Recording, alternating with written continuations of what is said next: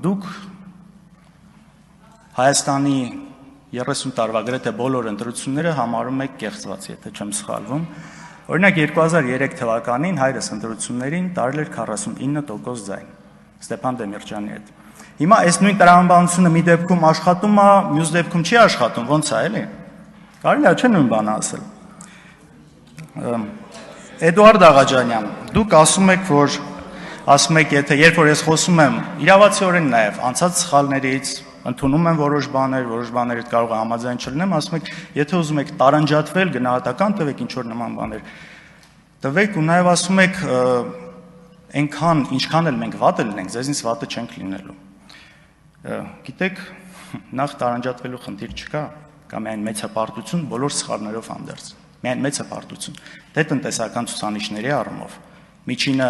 երկնիշ տնտեսական աճ 10 տարվա ընթացքում, ու թե ամենակարևորը խաղաղության ու անվտանգության առումով։ Տեսեք, Քոչարյանի 10 տարիներին խաղաղություն կար, Արցախ կար, Նիկոլ Փաշինյանի ժամանակ չկա։ Կար, չկա, պարզ է, չէ՞։ Այս առումով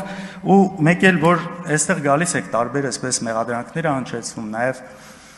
բարեկրթության էլի այս անկյան տակ շատ վատ է, որ մարդ գալիս է իմանալով, որ մի բան բոլորը կարող են սխալվել, բայց երբ որ գիտի հստակ սուտ է խոսում մի բան ու գալիս խոսում։ Օրինակ, իմ հետ կապված, չգիտեմ, թիկնապահներով կամ ինչ որ հաղորդումների ժամանակ հաստավից ինչ որ մարդկանցով է քայլում։ Նույն բան կա։ Օրինակ, Էդուարդ Աղաջանյանի ավագ քրոջը ես ճանաչում եմ, փոքր տարիքում նաև մտերմություն ա եղել, ընդհանուր շրջապատ ա եղել։ Ինձ երբևէ տեսել է նույն այն ժամանակ թիկնապահով կամ մնացածով։ Կամ ինձ բոլորդ այստեղ տեսնում եք, թե գալուց, թե գնալուց, թե տարբեր տեղեր։ Ու գալ այստեղ այդ միտքը ասել, ինչ է, էլի սա։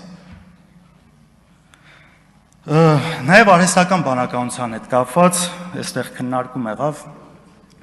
ինչքան անթույլատրելի է դա անելը, համաձայն եմ,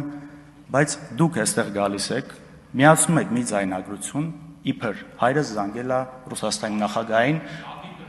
տեսեք, մենք դա պաշտոնապես մենք դա հերքել ենք, գրասենյակը հերքել է, ես հերքել եմ, բայց դուք գալիս եք դա շարունակում եք, սա, չգիտեմ, դժվար է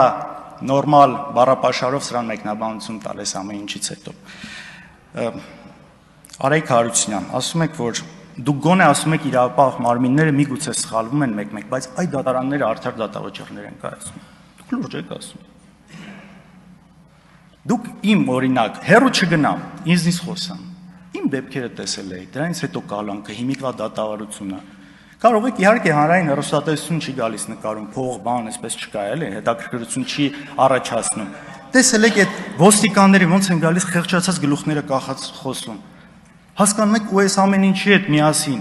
կամ էլ ասում եք օրենքի երկիր է։ Լավ, այս վարչապետը այստեղ նստած, կոնկրետ Սամվել Կարապետյանի մասով, հրահանգներ է տալիս, որ բռնեն։ Ասում է, այսի պիտի սատկի, սրան պիտի նստացնեմ, սրանից պիտի ունեցվածքը խլեմ։